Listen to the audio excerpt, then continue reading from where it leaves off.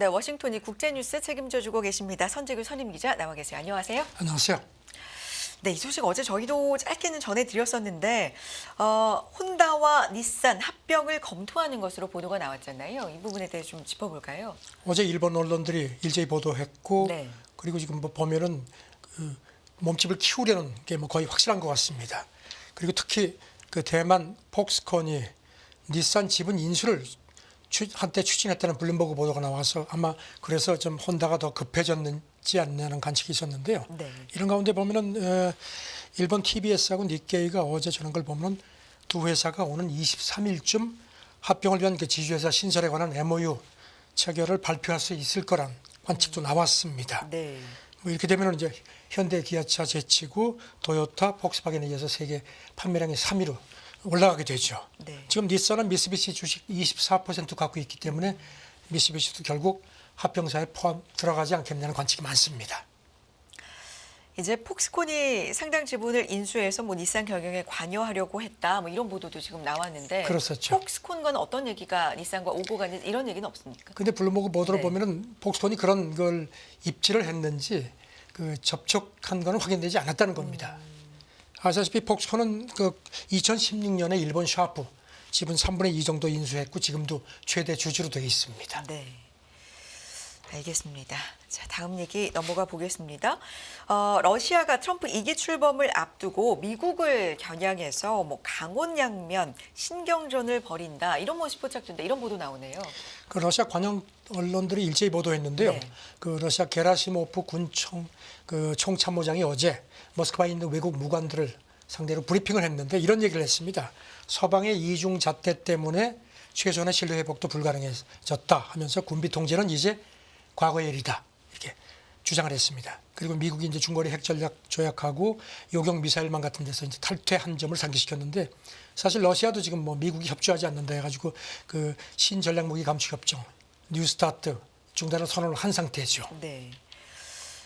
냉전 때 체결된 뭐 조약 협정을 파기했다 이런 점도 좀 비난을 했다고. 이 사람은 그 합니다. 미국이 신무기 개발을 위해서 그런 협정을 다 파기했다고 그 주장을 했습니다. 그리고 특히 유럽하고 아태 지역에서 미사일 방어망하고 중단거리 미사일을 배치하려고 해서 전략적 공격 무기 경쟁도 미국이 유발했다고 주장을 했고요. 그리고 이제 아시아 태평양 지역에서 한미일 삼각동맹이 주관하는 이른바 아시아판 나토가 형성돼서 북한, 중국, 러시아가 주요 적이 됐다고 강조를 했습니다. 그래서 얘기하고 싶은 이제 핵심이 뭔지로 들어가 보면 이렇게 부정적으로 상황이 좀 변했다. 그렇기 때문에 핵 억제 정책을 러시아가 개정해야 된다. 핵심은 이건가요? 그렇죠. 네. 그래서 지금 핵 억제 임계체에 대한 국제 임무에 우리가 구속받지 않을 수밖에 없는 거다 이렇게 주장을 했습니다. 네. 그러면서 이제 그 독립국가 연합 멤버들하고 중국, 인도, 이란, 북한, 베네수엘라, 그다음에 벨라루스와 군사 교류도 발전시키고 있다는 점도 강조를 했습니다. 네. 세르게이 러시아 외무차관 또 기자들과 만나서 미국과 러시아 관계를 개선하려는 뭐 이런 부분에 대한 언급도 했는데. 반면에 그 랴브코프 그 러시아 외무차관은 어제 모스크바에서 기자들을 만나서 조금 미국에 대해서 좀 유화 제스처를 보냈습니다. 그 두 나라 관계를 개선하려는 미국 차기 행정부의 어떠한 제의도 고려할 준비가 되어 있다 이렇게 강조를 했습니다. 그 구체적으로 코트를 하면요, 이 문제 이제 관계 개선 얘기시겠죠. 이 문제에 관한 어떠한 제의도 분명히 고려하겠다. 그리고 미국하고 러시아 관계를 최소한 상대적으로 회복시킬 필요성에 관한 다른 어떤 제의에도 그렇게 할 거다. 조금 말이 좀 복잡합니다. 네. 그러니까 잘해보자는 겁니다. 그러니까 군 책임자는 우리 가만 안 있겠다고 굉장히 하고 강하게. 외교 네. 또 당국자는 얘기하자는 겁니다. 이걸 또 러시아 관영 그 매체들이 일제히 보도해서 뭔가 네. 그 트럼프 2기 출범을 앞두고 뭔가 강원양명의 어떤 그 좀 제스처를 보이는 걸로 보입니다. 알겠습니다. 러시아 얘기 조금 더 해볼까요?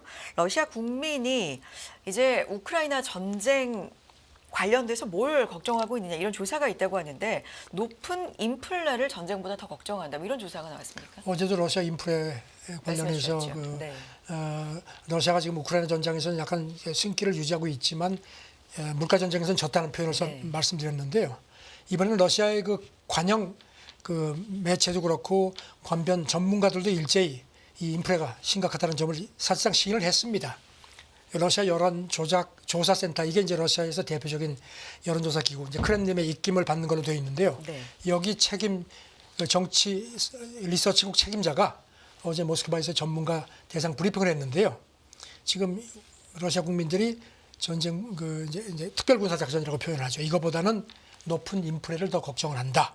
이렇게 얘기했습니다. 그리고 또 중앙은행의 긴축 정책도 러시아 민생에 큰 충격을 주고 있다고 어려움을 실토를 했습니다. 경제에 대해서 뭐 올해 얘기, 내년 얘기까지 전반적으로 얘기를 하는 자리였나 봐요. 네, 네. 또 다른 이 기관의 전략국 책임자도 내년 올해를 이제 짚고 내년을 전망하면서 새해에도 소비자 수요가 감소하고 인플레를 잡기 위한 중앙은행의 긴축이 계속되기 때문에 성장이 둔화할 수밖에 없을 거라고 내다봤습니다. 그리고 이제 스태그플레이션, 침체 속에 물가 뛰는 거, 그 가능성도 배제할 수 없다. 이런 얘기를 했는데 그래도 역시 관변단체입니다. 이 두 간부는 푸틴 지지율은 그래도 내내 높게 유지되고 있다는 점을 강조를 했습니다. 네. 인플레이션 짚어주셨었지만 실제 인플레이션 뭐 16% 육박하는 수준. 어제 뭐 9% 말씀드렸는데 네. 보니까요. 타스가 어제 그 러시아 중앙은행 집계를 인용을 했는데요. 12월 이달에 실제 인플레가 15.9%. 그러니까 한 달 전보다 0.6%포인트 뛴 걸로 그렇게 중앙은행이 집계를 했습니다. 네. 지난 9월 같은 경우만 해도 14.4%니까 훨씬 많이 올랐습니다.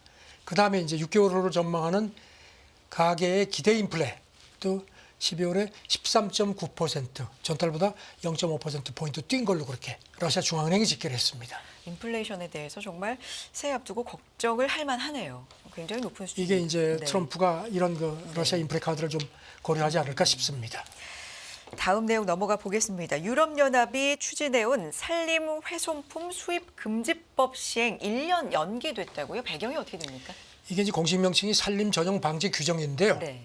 원래는 이달부터 이제 시행을 하려고 했는데 여기 대해서 뭐 유럽 연합 내에서도 반발, 뭐 국제사회에서 반발이 많았습니다. 그래서 1년 늦추기로 유럽 의회가 확정을 했습니다. 이렇게 되면 이제 27개 회원국이 이제 각자 이제 인준하는 절차만 남았습니다. 이게 어떤 법입니까? 그러니까 이제 뭐 농지를 뭐 산림을 훼손하거나 농지를 이렇게 하기 위해서 이제 이렇게 막 산림을 훼손하는 경우 이제 그래서 거기서 생산되는 농축산 제품 같은 거 그리고 이제 또 파생 상품 같은 것도 반드시 그 실사증명서를 내도록 했습니다. 네. 이게 그런 데서 나온 게 아니다. 뭐 그다음에 인권도 지켰다. 만약 이게 충족이 안 되면은 유럽 연합 내에서 판매가 원천 봉쇄되고 이걸 어기면은 유럽 연합 매출의 최소 4% 벌금이 부과되는 그런 내용입니다. 네. 애초에는 오는 30일부터 시행이 될 예정이었는데 여러 가지 좀 합의도 이루어지지 못했고 반대 목소리도 있어서 1년 연기됐다는 내용이네요. 이건 네. 뭐 좀 타이어라 뭐 이런 자동차에도 결국 적용이 되기 때문에 네. 사실 우리나라에도 상당히 신경이 쓰이는 부분이었습니다. 네. 그래서 입법 과정부터 주요국 수출국들이 굉장히 이건 뭐 사실상의 무역 장벽이라고 비판이 컸습니다. 네. 이와 관련해서 미국 상무부도 지난 6월 명확한 이행 지침이 아직 없다. 그래가지고 연계해달라는 그런 내용을 유럽연합 재팬위원회에 편지를 보낸 적도 있습니다. 그리고 이번에 유럽의회가 시행 연기와 함께 법이 너무 좀 강하니까 내용을 좀 일부 완화하자는 내용도 아마 논의를 한 모양인데 네. 이견이 너무 커서 일단 계속 협의하는 쪽으로 좀 절충을 한 모양입니다. 네. 그러니까 이게 고위험군으로 분류되는 곳에서 생산이 되는 제품이다. 그러면 규제가 더 까다로워지니까 더 까다로운 그런 내용입니다. 굉장히 좀 품목이 넓긴 하네요. 뭐 소고기, 코코아, 커피 여러 가지가 있네요. 다 포함되어 있죠. 네. 이게 이제 기후 위기에 대한 이제 첫 그 수출 관련 대응 법안이라고 해서 주목을 받았는데 일단 너무 좀 성급하다. 그리고 또 유럽연합도 자체 경쟁력에 문제가 있다는 그런 지적도 많았습니다. 네, 1년 연기가 됐으니까 또 앞으로 어떤 얘기 나올지 소식 들어오면 전해주시고요. 다음 얘기 넘어가 보겠습니다. 미국 경제계 한국정보의회가 추진하는 온라인 플랫폼 독과점 규제 또다시 공개적으로 우려를 표명했다고 하는데 배경 설명 좀 부탁드려요. 그 미국 상위, 그러니까 미국 재계를 대표하죠. 네. 지난 1월에도 이제 우리가 추진하는 게 법의 공식 명칭이 플랫폼 공정경제 촉진법입니다. 이게 문제다. 그러면서 또 그 우려를 표명을 했습니다. 지금 네. 워싱턴 연합뉴스 워싱턴 지국이 어제 보도한 걸 보면은 미 상의가 그저께 상위 아시아 담당 부회장 명의로다가 이런 거를 또 의회에다가 요청을 했습니다. 디지털 플랫폼을 규제하려는 한국 접근을 여전히 우려한다. 그러면서 이 법이 발효가 되면은 한국하고 중국을 포함한 제3국에 기반한 다른 경쟁사들은 제외가 되고 특정 기업들만 이게 이제 미국 기업들 뭐 아마존, 뭐 메타, 구글 이런 데만 규제가 된다는 그런 점을 또 강조를 했습니다. 처음이 아니라 지난 1월에도 반대 목소리를 냈었잖아요. 그랬었죠. 상위가. 네. 그래서 이번에 이제 또 성명을 낸 게 네. 이제 트럼프 2기 출범을 두고 이제 좀 리마인드 시키려는 그런 목적을 가진 걸로 보입니다. 알겠습니다. 지금 뭐 아시다시피 트럼프 2기 행정부에서는 그 미국 거대 플랫폼 규제하려는 한국 시도를 뭐 막으려고 할 거라는 그 소문이 파다합니다. 기억하시겠지만 지금 국가안보의 수석 국가안보 부보좌관으로 지명된 사람이 알렉스 윙인데 이 사람이 쿠팡 워싱턴 DC 사무소에서 임원으로 근무를 했었죠. 이 쿠팡 역시 이 법이 발효가 되면 여기 규제 대상이 됩니다. 그렇군요. 트럼프 2기 앞두고 뭐 전반적으로 업계도 그렇고요, 경제계도 그렇고, 뭐 정치계도 그렇고 정말 움직임이 좀 분주한데 트럼프 2기의 영향이 안 들어가는 곳이 없는 것 같습니다. 뭐 눈치 보기도 그렇고요. 다음 얘기도 좀 연관이 되어 있는 것 같은데요. 디즈니 얘기입니다. 픽사 애니메이션 신작에서 트랜스젠더 서사를 삭제한 것으로 발표를 했는데 이게 뭐 트럼프 당선자의 눈치를 보는 게 아니냐 이런 관측 나온다고요? 어떤 얘기입니까? 그 디즈니가 그저께 성명을 했는데요. 네. 신작 애니메이션이 이제 이기거나 지거나 win or lose 이 시리즈 이제 8부작인데 이게 뭔가 하면은 챔피언십 경기를 앞둔 중학교 남녀 소프트볼 팀에 대한 얘기인데 이 에피소드마다 이제 캐릭터 관점이 달라지는데 여기 이제 트랜스젠더 부분이 있다는 겁니다. 네. 그랬는데 이거를 삭제를 한 거를 발표를 했습니다. 그래서 이제 이게 또 트럼프 그 2기 출범을 앞두고 좀 눈치 보는 거 아니냐는 지적이 있는데 회사 쪽에서는 편집 결정이 이미 지난 여름에 내려졌다고 주장을 합니다. 네. 이게 트럼프를 눈치를 보고 있다. 이거 어떤 연관이 있는 거예요? 지금 CNN 네. 그 보도를 보면요, 이른바 DEI 다양성, 형평성, 포용성 정책 이게 이제 트럼프는 여기 대해서 이제 반대를 했고 그래서 이제 이 트럼프 대선 승리 후에 이제 이런 발표가 나온 점을 주목을 했습니다. 네. 그러면서 이미 많은 기업들이 이 DEI와 관련해서 뭔가 정책을 많이 손질을 했다는 점도 상기시켰습니다. 네. 디즈니는 2022년에도 그 라이트이어 등 몇몇 그 가정 영화에서 그 성소수자 캐릭터 이런 걸 넣어가지고는 그때도 보수 진영이 좀 발끈한 적이 있습니다. 밥 아이거 CEO가 2022년 말에 취임을 했는데 이게 일부 프로그램하고 영화가 너무 좀 정책으로 변모했다.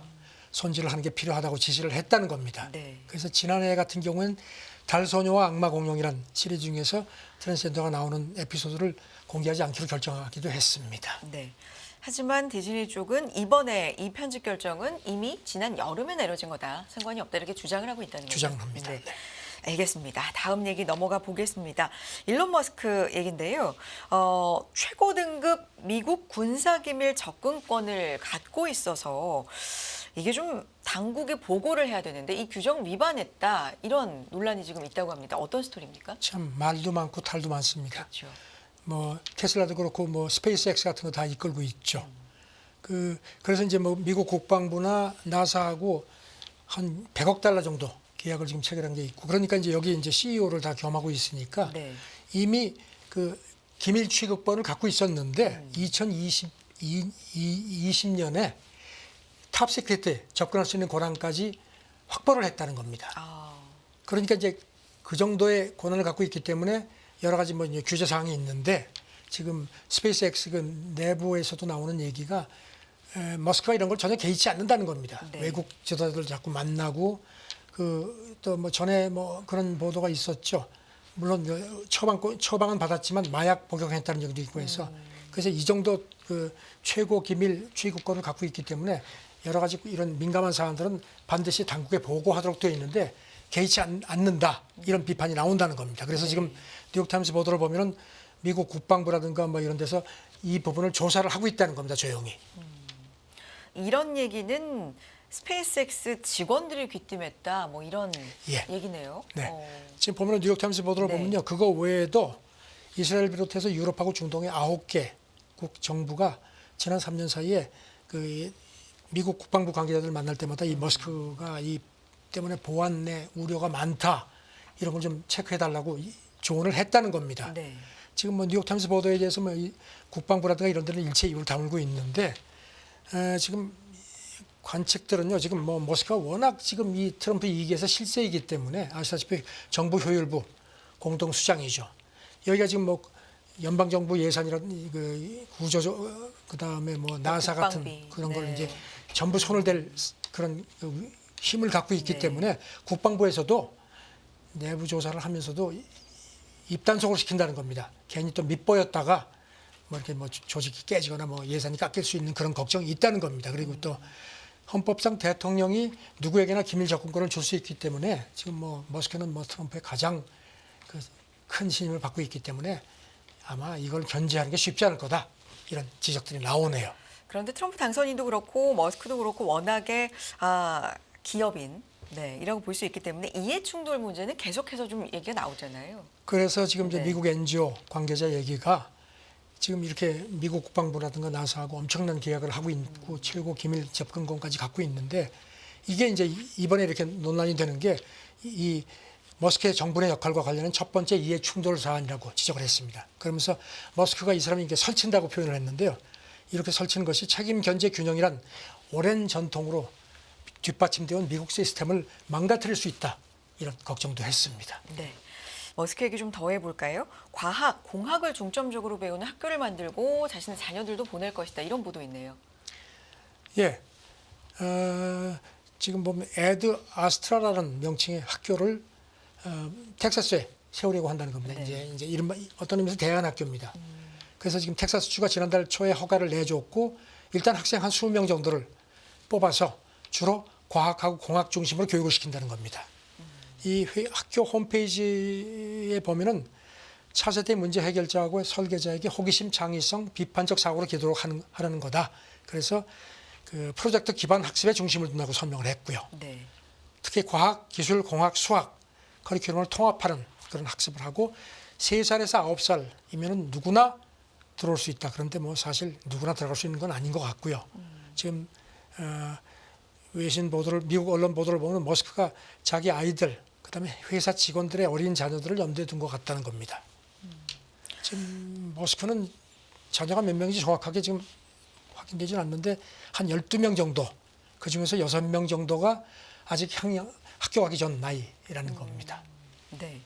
이게 그러니까 사실 과학 공학 학교구나 저는 이렇게 이 보도를 보고 생각을 했었는데 뭐 대안학교 성격이다 이런 뭐 다른 어떤 교육 철학도 있는가 봅니다. 그래서 블버그는 네. 이걸 이제 이게 이제 그 동안에 트럼프도 그렇고 머스크도 그렇고 이른바 그 워크 깨어 있음 이게 이제 그 정치적 올바름이라는 거를 이제 공화당 쪽에서 비판하는 용어인데 이 워크 교육이 너무 미국 그 교육계에서 왔다는 겁니다. 이걸 여기다 상당히 불만을 갖고 있고 그래서 그 대안으로 이런 학교를 만들려는 거 아니냐 뭐 이런 지적 그 분석도 했습니다.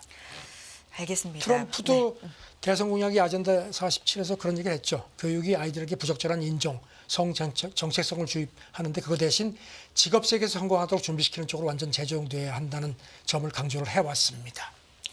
네, 미국 교육 얘기 마지막으로 하나 좀 더 해볼까요? 미국 명문대 5곳이 집안 재산 기부금을 우선으로 해서 좀 부자인 학생을 우선 입학시켰다. 이거 논란이 되고 있다고요?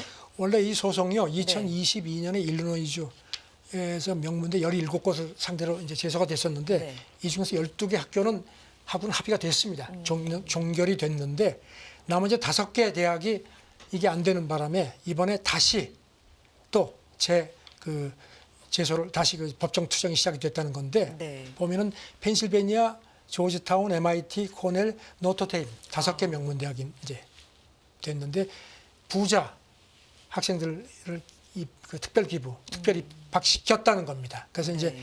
학교 전교생들이 원고가 됐고요. 그래서 이제 반독점법 위반이다.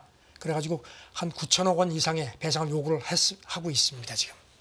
뭐 조지타운대, MIT 여러 가지 예가 나오는데 어떤 얘기예요? 이 소장에 네. 보면은 조지타운 대학 전 총장은 학생 한 80명을 이렇게 이제 특별 명단에 올려놓고 이 대부분 합격됐다는 겁니다. 그런데 보면은 이 명단 옆에 입학 요막이라는 그 딱지까지 이렇게 붙어 있다는 겁니다. 이게 이제 소장 주장이고요.